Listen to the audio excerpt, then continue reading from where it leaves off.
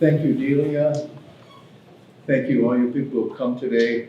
Thank you for the people from Europe coming over here. This is a special treat for us.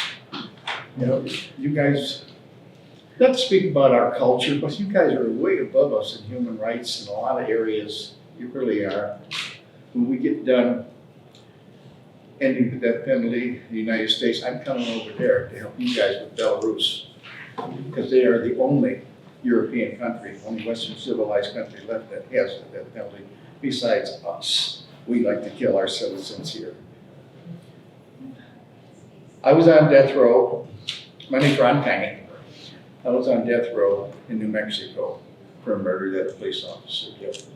I was 9 days from my execution when the officer said he found Jesus, walked into a church and confessed to the pastor of what he did. And then he wrote out several confessions to prove he was right. I represent witness innocence. We represent the 166 people who were sentenced to death for crimes that they did not commit, sat on death row waiting for their death execution date, and luckily found out to be innocent. We also represent several people, especially several here in Texas, who have been executed who were innocent. With me today, we have these exonerees also from death row. Gary Drinkard, exonerated from death row in Alabama. Sabrina, Mississippi. Over here, we got a real Texas cowboy, but don't get too excited. He's an import from Louisiana. He was on Louisiana's death row in Angola prison for how many years, Albert? 13. 13 years for something he didn't do. When he showed up for his case, when he standing in front of the court, was the first time he met his co-defendant. Didn't even know who he was. They put somebody in there and say he did it too. They didn't even know each other, you know. What we have a system here in the United States of death penalty. It's archaic, it's barbaric, it's morally wrong, it's not indicative of a civilized society. All over the world, we hold our hands up and help people out. We give aid all over the world, and at home we kill our own people. Now we gotta examine what's wrong here. We give politicians a weapon, a loaded weapon that can kill somebody. And we give them this weapon knowingly that they're going to use it because they've proved in the past that they've killed several people before.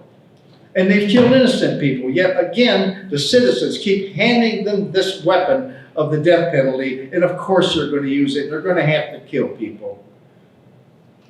Because their position is a step up to a higher office. They want to be attorney general. They want to be a senator, a state representative. They want to be the governor, and they will kill me or you or anybody up here in order to do that. We have a problem here, I think, basically is with ethics. I would rather deal with a person who is moral rather than ethics. Ethics is somebody else's idea of what's right and what's wrong. Ethics change as your database changes. You get information from different areas, like in a prosecutor's office. They go through ethics class in law school. They learn about ethics. But when they get into a prosecutor's office, they learn how to hide evidence. They learn how to do Brady violations. They know how to make up evidence. They know how to bring in prison snitches and all this stuff. They learn all that. So ethics change with their environment around them. I would rather deal with a moral person. An ethical person usually won't execute an innocent person. A moral person doesn't want to. Now think about that. Ethical will allow him to do it if he's ethical. If he's moral, he doesn't want to do that. We don't have a lot of time here to explain the conditions on the death row, but they are terrible. Some of the guards can be extremely brutal. And I just want to give an indication of what it's like by telling you a little story, a special story about a special guy and my buddy, Burrell. After many years of him sitting in his cell in prison, the guards, brutal guards, comes up to him and says, "Pack up your stuff, you're going home." Albert said, "Wow, hey, this is great, I'm going home, been here a lot of years, I'm going home." So he packed up his stuff, and like we do in prison, if we're gonna leave, we give away our cigarettes and our coffee and candy, we keep it to the other guys, but we can get that once we get out. So he gives all his stuff away and everything, and he's sitting on the edge of his bed, waiting to go. Got his bag of the stuff that he's taking with him, he's ready to go. And after a while, an hour goes by, 2 hours, 3 hours, 4 hours go by.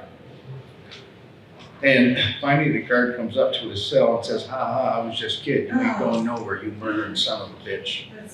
Albert started pulling his hair out. Throwing it on the ground, and that's just exemplar of a lot of the treatment that people get in death row here in the United States. Thank you. Wow.